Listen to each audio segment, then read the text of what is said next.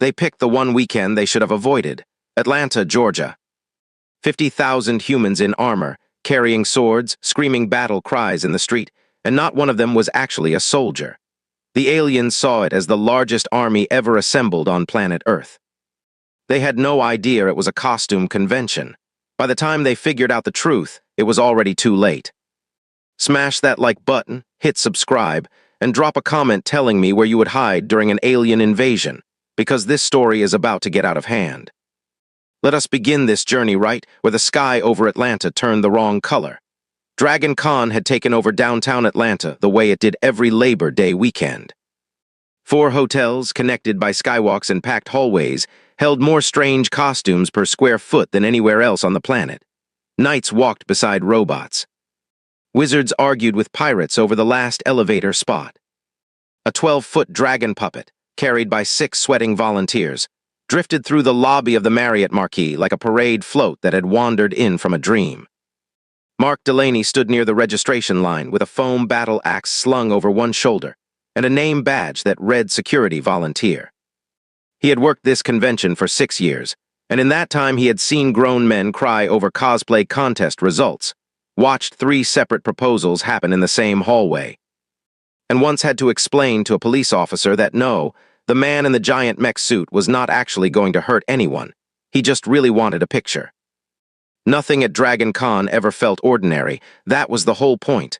At exactly 2 in the afternoon, the lights in the main lobby flickered. Nobody thought much of it. Old buildings, old wiring, and 50,000 phone chargers plugged into every outlet in the building could do that on their own. Mark barely looked up from checking a badge. Then the windows on the east side of the hotel lit up gold, bright enough that people shielded their eyes and gasped like it was part of some elaborate light show. A costumed group nearby actually cheered, assuming a drone display had kicked off early for the parade. It was not a drone display. Outside, hovering above the Atlanta skyline, 3 enormous ships had broken through the clouds without a sound. They were smooth, dark, and shaped like folded blades, each one easily the size of a football stadium. They did not roar. They did not shake the ground. They simply appeared silent and patient, like they had been waiting for the right moment. Panic should have followed immediately. It did not. Because down on the street, half the crowd assumed it was a marketing stunt for one of the convention panels. A group dressed as a rebel resistance squad actually raised their fists and cheered at the ships, thinking some studio had paid for an elaborate promotional flyover. Someone shouted, "Best con ever," and started filming with their phone held sideways. Mark was not fooled. He had grown up on a farm outside Macon, and his uncle had spent 20 years in the army. Something about the stillness of those ships made the hair on his arms stand up. He grabbed the nearest badge holder, a woman dressed as some kind of star pilot, and pulled her back from the window. "That is not a promotion," he said. She looked at him like he had insulted her taste in costumes. Then the first pod detached from the lead ship, and every phone in the lobby turned upward at once. The pod dropped fast, faster than anything with wings should fall, and landed in the middle of Peachtree Street with a boom that rattled glass 3 blocks away. Cars stopped. A city bus slammed its brakes, so hard the driver hit the horn without meaning to. And then the pod opened like a flower turning inside out, and something climbed out that was not human, not friendly, and clearly not lost. It stood nearly 8 feet tall, covered in a pale gray hide, with 4 narrow eyes arranged in a diamond pattern across a long skull. It wore some kind of armor plating across its chest, and it carried a weapon that hummed with a low blue light. For 3 full seconds, the street went completely silent. Then a teenager in a homemade superhero costume, standing near the corner with his friends, pointed his phone straight at the creature and yelled the only thing that made sense to him in that moment. "Bro, your cosplay is insane. What con did you come from?" The alien tilted its head, confused by the reaction, and lifted its weapon. Mark's stomach dropped. Whatever this was, it was not here to compliment costumes. Somewhere above Atlanta, 3 warships hung in perfect silence, waiting, and on the ground, 50,000 people dressed as warriors, wizards. And heroes had no idea they were about to become the strangest resistance force the galaxy had ever accidentally assembled. The convention was about to become something none of them had trained for, and none of them planned to run. The alien fired a single warning shot into the pavement, and that was the moment Atlanta stopped laughing. The blast cracked the concrete, and sent a chunk of asphalt spinning into a nearby trash can with a metallic clang. The teenager who had asked about the cosplay dropped his phone and grabbed his friend's arm instead of running, which in hindsight was not the smartest decision. But it was very on brand for Dragon Con. Inside the Marriott lobby, Mark grabbed the hotel radio clipped to his volunteer vest and started shouting into it, calling for actual police, actual security, anyone with real authority. The radio only crackled back static. Whatever those ships were doing above the city, they were jamming more than just cell service. Outside, the alien soldier began walking down Peachtree Street with slow, deliberate steps, scanning the crowd the way a predator studies which animal to separate from the herd. Behind it, 2 more pods slammed into nearby intersections, each one releasing 3 more soldiers in the same pale armor. This was supposed to be simple. Later, intercepted communications would reveal exactly what the invasion force believed when they arrived. Their scanners had detected an enormous concentration of armed beings gathered inside a fortified structure, all wearing what their sensors classified as ceremonial battle armor, carrying an almost unbelievable variety of edged weapons, firearms replicas, and energy-based devices. Their analysts concluded they had discovered the largest standing militia on the entire planet, conveniently gathered in one place for what looked like a military tribunal.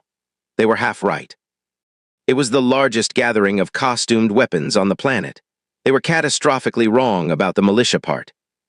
A cosplayer named Dave Whitmore, dressed head to toe as a medieval knight with a genuinely well-built foam and resin sword, stood frozen near the hotel entrance as the alien approached.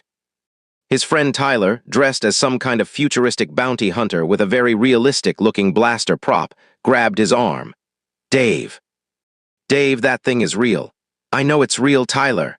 Then why are you not moving? Dave swallowed hard, gripped his foam sword a little tighter, and said the line that would later get printed on a t-shirt sold at next year's convention.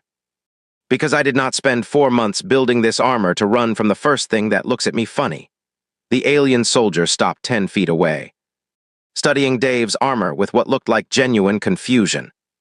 Its scanner mounted on its wrist beeped rapidly, unable to classify the material. Real steel, not real steel, some strange hybrid. The alien tilted its head again, the same gesture of confusion the first one made near the teenager. That confusion cost it 2 seconds. 2 seconds was enough.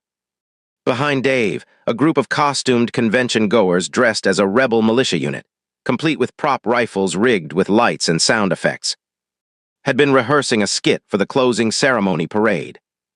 Their leader, a broad-shouldered man named Colton Reyes, who had spent 8 years in the National Guard before joining civilian life, took one look at the alien and made a decision that would define the entire battle to come. Everybody down now? The group dropped instinctively, years of drilled reflexes from Colton's actual military background kicking in even through their costumes. The alien's weapon fired over their heads and shattered a hotel window instead. Glass rained down onto the sidewalk. And in that half-second of chaos, Colton grabbed the prop rifle rigged with an actual metal barrel. One of the convention's more dedicated cosplayers had built it to be structurally accurate, and swung it like a club directly into the alien's exposed jaw. The alien staggered back, stunned, clearly not expecting a piece of costume equipment to hit like a sledgehammer. "It's not loaded, but it sure ain't soft," Colton shouted, and the crowd around him, still terrified but now furious, began grabbing whatever they had. Foam weapons with hidden metal cores. Metal shields built for photography, not defense, but heavy enough to matter. A prop hammer weighing almost 30 pounds because its owner had insisted on realism over convenience. The alien invasion force had expected an untrained population to scatter in fear. Instead, thousands of costumed convention attendees, many of whom had spent months engineering their gear to be as authentic and durable as possible, stood their ground with weapons built by obsessive hobbyists who cared more about accuracy than anyone in that alien fleet could have imagined. High above the street, one of the alien scouts recording the engagement sent an emergency signal back to the command ship, and the message translated roughly to a single, panicked line. The primitives are armed with weapons our scanners cannot classify, and they are not retreating. Down on Peachtree Street, Dave Whitmore raised his foam sword, looked at Tyler, and grinned behind his helmet. "Best con ever." Inside the convention center, word of the attack spread faster than any official announcement could have managed. Because 5,000 people were already live streaming everything happening outside. Within minutes, every hallway, ballroom, and gathering space knew that something impossible was happening on the street, and the reaction was not what any alien fleet commander would have predicted. There was no stampede toward the exits. Instead, entire cosplay groups began organizing like it was the most important panel of their lives. Sarah Coleman, a convention regular known across 3 states for building some of the most detailed armor sets anyone had ever seen, stood on a table near the dealer's room and shouted over the noise using a bullhorn she had built as a movie prop just weeks earlier. Everybody with metal gear, group up near the west entrance. Everybody with medical training, we need you setting up near the food court. If your costume includes a working prop weapon, check it now, because we might actually need it. It should have sounded absurd. It did not, because half the crowd had spent years preparing gear that blurred the line between costume and functional equipment. Convention safety rules had always required prop weapons to be piece-bonded, blunted, and inspected. But those same rules had unintentionally created an army of civilians carrying reinforced replicas. Sturdy armor, and enough imagination to use them without hesitation. Meanwhile, on the street outside, Colonel Frank Whitaker of the Georgia National Guard was already receiving reports that made no sense on paper. Unidentified aircraft above downtown Atlanta. Ground forces engaging armed civilians near the convention district. Casualties reported on both sides, though the description of the enemy troops sounded like something out of a science fiction film. Whitaker had spent 22 years in uniform, and he had learned a long time ago that when a report sounds insane, you do not waste time arguing with it, you move. Get every available unit rolling toward the convention district, he ordered from the mobile command vehicle already speeding through traffic. And somebody tell me why half my radio traffic is people talking about swords. The answer came fast enough once his convoy reached the edge of downtown. What Whitaker saw stopped him mid-sentence. Thousands of costumed civilians had formed rough defensive lines across 3 city blocks, using overturned tables, parked cars, and hastily stacked convention signage as cover. Alien soldiers pushed forward in disciplined formation, clearly trained, clearly better armed, and clearly unprepared for what they were facing. A group dressed as futuristic soldiers, their costumes rigged with working flashlight effects and realistic tactical gear, had somehow organized themselves into fire and movement pairs, ducking behind cover and advancing exactly the way real infantry trained, because half of them had built their costumes based on actual military manuals for the sake of authenticity. Whitaker stepped out of his vehicle, watched a man in full-plate armor deflect an alien energy blast off a shield clearly built for cosplay photography rather than combat, and muttered the line that would later appear in his official incident report, almost word for word. I have led men into 3 different conflicts, and I have never once prepared for this. He grabbed his radio and gave the order that mattered most. All units, hold fire until you have positive identification.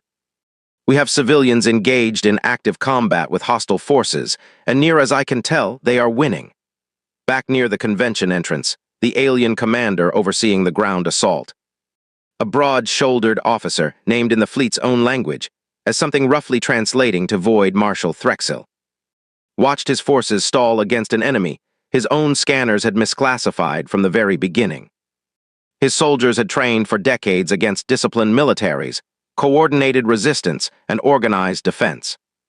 They had not trained for a man in a dragon costume, charging directly at an alien soldier while screaming a battle cry from a fictional kingdom, distracting it just long enough for 2 more costumed fighters to knock it off its feet. Threxel's second-in-command turned to him, voice tight with confusion. Commander, our scanners cannot determine what kind of army this is. Threxel stared at the chaos unfolding below at knights, soldiers, wizards, and monsters fighting side by side with a coordination that should not have existed among strangers, and answered with a line that would haunt his own report to the Fleet Council. I do not think it is an army. I think it is worse. Above the city, the second wave of invasion pods began their descent, and on the ground, Dave Whitmore, Tyler Colton, and hundreds of others realized this was only the beginning. The second wave hit 3 blocks north of the convention center, directly into the middle of the closing ceremony parade route. And for a moment, it looked like the fight might finally overwhelm the defenders. 6 pods dropped in tight formation, releasing nearly 20 alien soldiers at once, more disciplined and better coordinated than the first wave. They advanced in a tight wedge, weapons raised, clearly intending to break through the human lines and reach the convention center itself, where their scanners still insisted the largest concentration of armed personnel on the planet was gathered. Sarah Coleman's makeshift defense line held for the first volley, but the second push staggered them. A man dressed as a battle-worn commander took a glancing hit to his shoulder plate and went down hard, and for the first time since the invasion began, real fear rippled through the crowd. That was when Colonel Whitaker made his move. He had spent the last 20 minutes watching, listening, and coordinating his own forces through the confusion. Now, with National Guard units finally arriving in strength, he made the call that would define the entire battle. Instead of pushing his soldiers straight into the chaos and risking friendly fire against a civilian crowd that looked nothing like any enemy his men had trained to identify, he ordered his units to flank wide around the alien formation and hit them from the sides. "We use the crowd as our shield and our flank as our hammer," Whitaker said over the radio. "Nobody fires into that mess without a clear lane. Go around them." It worked better than he expected, because the alien commander, Threxel, had already committed his forces forward, convinced the human defense was disorganized and about to collapse. He had no answer for actual trained soldiers hitting his flanks the same moment his front line ran into a wall of furious cosplayers who had just watched one of their own get hurt. Tyler, the bounty hunter cosplayer with the realistic blaster prop, had spent the last 15 minutes learning that his props built in flashing lights and sound effects, designed purely for visual flair, were disorienting the alien optical sensors just enough to throw off their aim. He crouched behind an overturned vendor table, firing his light and sound effects directly at an advancing soldier, buying just enough time for Dave to close the distance and slam his reinforced sword into the same weak seam in the alien's armor that had been exposed all along, right at the base of the neck. The alien dropped. "It's not the sharpest sword in the world," Dave shouted, breathing hard, "but it turns out over-engineering your costume for 4 months really does pay off." Meanwhile, near the center of the fighting, Colton Reyes had taken command of nearly 40 costumed volunteers, organizing them with the same discipline he had learned in the Guard years earlier. He had them rotating in pairs, covering each other, falling back only when necessary, advancing only when the opening was clear. "You all fight like you trained for this," one soldier from Whitaker's arriving unit said, stunned, as he linked up with Colton's group mid-battle. "We didn't train for aliens," Colton answered without missing a beat. "We trained for 4-day conventions with no sleep and terrible food. Turns out that builds character." The line held, barely. But it held. Above the fight, Threxel watched his second wave stall exactly like the first, and for the first time since the invasion began, real doubt crept into his voice. His scanners had told him this planet's largest army was gathered in one district, wearing ceremonial armor, ready to be crushed in a single decisive strike. Instead, his forces were being pushed back by a chaotic alliance of costumed civilians and a human military force that had adapted to the chaos faster than his own analysts had predicted possible. "Pull the second wave back to the ships," Threxel ordered, his voice tight with something his species rarely allowed itself to express: uncertainty. "And prepare the heavy assault unit." His second-in-command hesitated. "Commander, the heavy unit was reserved for organized military resistance." Threxel stared down at the street below, at knights standing beside soldiers, at wizards fighting next to men in tactical gear, at a species that refused to break even when facing weapons beyond their understanding. "Deploy it," he said, "because I no longer believe there is a difference."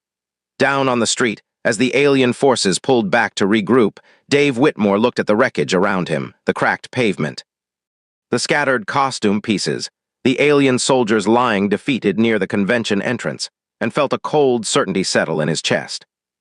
Whatever the aliens were bringing next, it was going to be worse, and somewhere above the city, the ships were already preparing to prove him right. The heavy assault unit descended without a pod, dropping straight through the clouds under its own power, and the ground shook the moment it landed in the middle of the intersection, outside the convention center. It stood nearly 20 feet tall, a walking machine covered in the same pale gray armor as the ground troops, mounted with twin cannons that glowed the same low blue as the smaller weapons. Only far larger, far louder, and far more terrifying. Its arrival scattered nearby defenders instinctively, and for a moment, the fight that had felt almost winnable suddenly felt impossible again. Colonel Whitaker's forces opened fire immediately, but the machine's armor deflected most of it with barely a scratch. Whitaker grabbed his radio, calling for anti-armor support, but the nearest heavy weapons team was still 10 minutes out, and this machine did not look like it planned on waiting. "We need something bigger right now," Whitaker shouted, watching the walker take one thunderous step forward and level its cannons toward the crowded street. That was when a convention maintenance worker named Ryan Holt, who had spent the last 3 years building and repairing the convention center's parade floats, including a massive hydraulic-powered dragon puppet designed to move its wings and breathe fake smoke for the closing ceremony, realized he still had the remote control clipped to his belt. "Everybody get clear of the dragon float," Ryan shouted, sprinting toward the massive mechanical creature parked near the loading dock. "I have an idea, and it is a bad one, but it is the only one I've got." The dragon float stood nearly 18 feet tall, built from reinforced steel framework, hydraulic joints, and a smoke machine powerful enough to fill an entire ballroom. Ryan hit the controls, and the float roared to life, its wings snapping open, its head rearing back. Its smoke machine blasting thick clouds into the street, exactly as it was designed to do for photographs. The alien walker's sensors, already struggling to classify anything on this battlefield, locked onto the massive moving shape immediately, reading it as the largest and most immediate threat on the field. Its scanners could not tell it was hollow steel and hydraulics. It only knew that something the size of a building had suddenly reared up and released a wave of thick obscuring smoke directly at it. "That thing thinks the puppet is a real monster," Tyler shouted, laughing despite the danger as he ducked behind cover. The walker fired directly into the smoke, missing the actual dragon float by several feet as Ryan yanked the controls and sent it lumbering sideways down the street, drawing fire away from the crowd. Colonel Whitaker did not waste the opening. "Now hit it now while it's distracted," he shouted, and his anti-armor team, finally arriving on scene, unloaded everything they had into the walker's exposed side, while it remained fixated on the mechanical dragon. The explosion staggered the machine, cracking its armor down one flank. It stumbled, and Colton Reyes, seeing the opening, led a charge of nearly 30 costumed defenders directly at its damaged leg joint, hurling improvised explosives built from convention pyrotechnic effects that vendors had brought for stage shows. The walker collapsed with a crash that rattled windows for blocks, crushing part of a food vendor's cart beneath its weight and finally going silent. A cheer rose from the street that could be heard 3 blocks away. Above the city, Threxel watched his most powerful ground weapon fall to what his own sensors were now forced to classify as a decorative parade prop, and something inside him finally broke. His scanners had told him this planet held the largest military force he had ever seen, gathered conveniently in one place. Instead, he had thrown his forces against costumed civilians, a mechanical dragon, and a human military that adapted faster than any enemy his species had faced in recorded history. "Signal the fleet," Threxel said quietly, his voice hollow. "We are withdrawing." His second-in-command hesitated, staring at the wreckage below. "Commander, what do we report to the council?" Threxel looked down at Ryan Holt's dragon float, still smoking, still standing amid the ruins of the walker it had helped destroy, and answered with a line that would later be intercepted, translated, and repeated across every human news outlet on the planet. "Tell them this world does not have an army. Tell them every single one of them is the army." The remaining alien ships began pulling back into the clouds, and on the street below, the defenders of Dragon Con, cosplayers, soldiers, maintenance workers, and everyday convention goers stood together in the settling smoke, staring up at the retreating fleet, unsure if they had just won or simply survived. Either way, Atlanta was still standing, and the aliens were leaving. But somewhere above the clouds, Threxel's final transmission to his own command carried a warning that would follow humanity for a very long time. By the time the last alien ship vanished into the clouds, the sun was already dipping behind the Atlanta skyline, painting the smoke drifting over Peachtree Street in shades of orange and gray.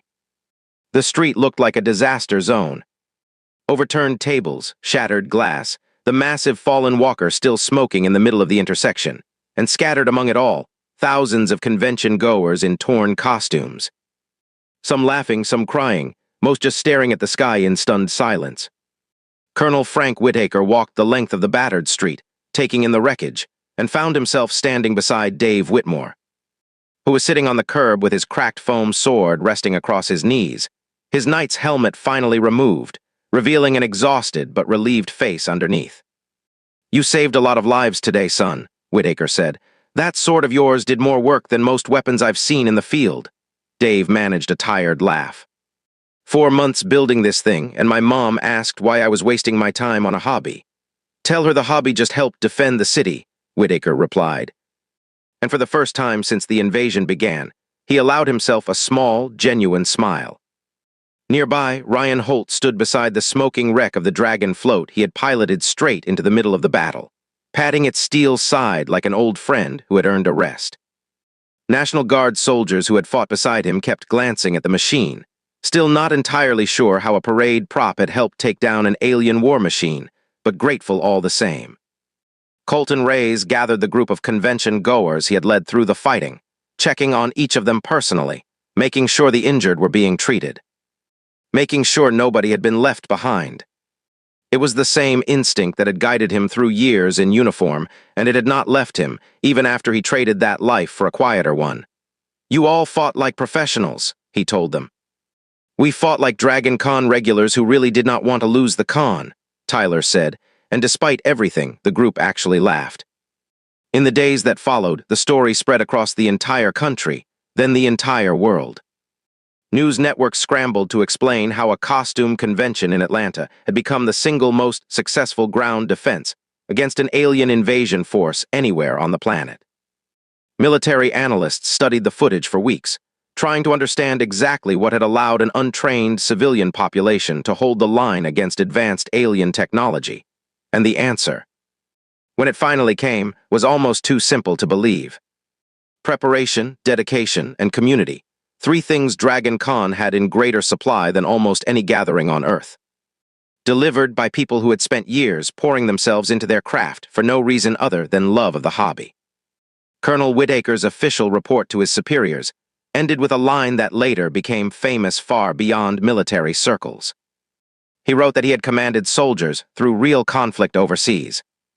But nothing had prepared him for watching costumed civilians outthink and outfight an alien invasion force using nothing but ingenuity, teamwork, and equipment built purely for fun.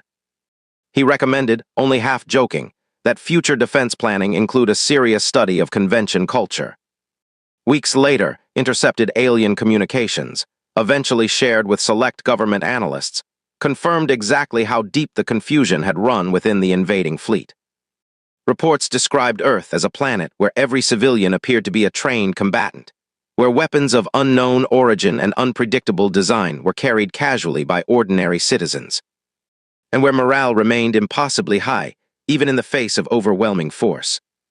One translated report ended with a line that quickly became legend among the survivors of that day. "Do not return to the gathering places of costumed warriors. They are not what they appear to be. They are worse. Dragon Con rebuilt the following year, bigger than ever." The organizers debated for months whether to even continue the tradition after such devastation, but in the end, the survivors themselves refused to let it end. Dave Whitmore returned wearing an upgraded version of his armor, the same design, rebuilt stronger, this time with a small plaque riveted to the chest plate marking the date of the invasion. Tyler's blaster prop, the one that had disoriented the alien sensors with nothing more than flashing lights and sound effects, was donated to a local museum, displayed beside a small sign explaining its unlikely role in the battle.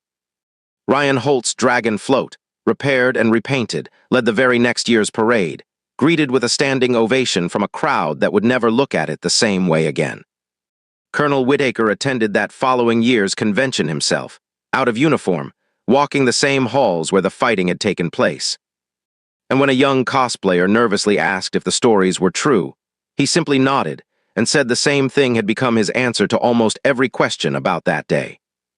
Never underestimate people who care enough to build something with their own hands, especially when they are not planning on backing down.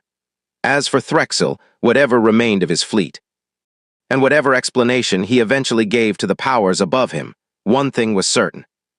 No alien scout ship ever approached Atlanta again during the first weekend of September, and among certain corners of a language humanity had never even heard spoken. The story of the costumed army that refused to fall became something between a warning and a legend. Dragon Con survived, Atlanta survived.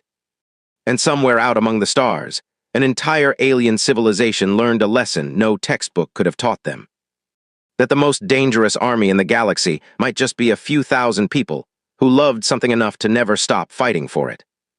If this story hit you the way it hit me writing it, smash that like button, subscribe so you never miss the next one, and drop a comment telling me which character you would have been in this battle. Share this video with someone who needs a good story today, and I will see you in the next one.